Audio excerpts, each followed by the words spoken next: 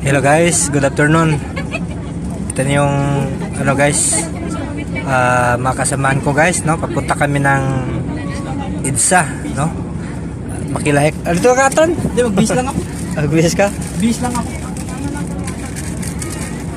May t-shirt ka pala. Guys, may uniform guys, oh. Yan. Yan si Aton guys, magbihis.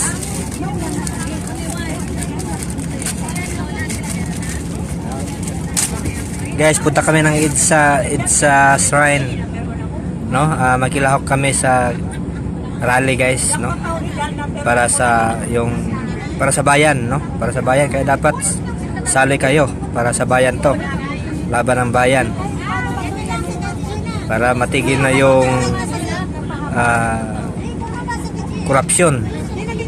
Yun ang magpapahirap ng Pilipinas guys, yung korupsyon. Sana matigil na to at makulong ang dapat makulong. Kaya dapat tayong lahat magkaisa. Kasi pag hindi tayo magkaisa guys, walang mangyari yung pinaglaban ng kung ilan lang, no?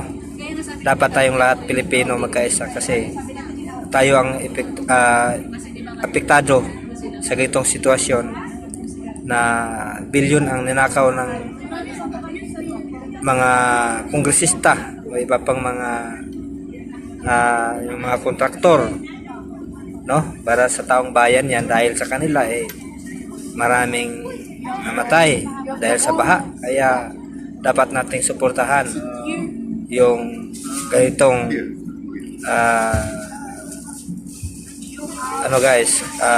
kasamahan, no? Para sa bayan. So yun lang guys yung makasama natin at parami na, no? Na tayo, no?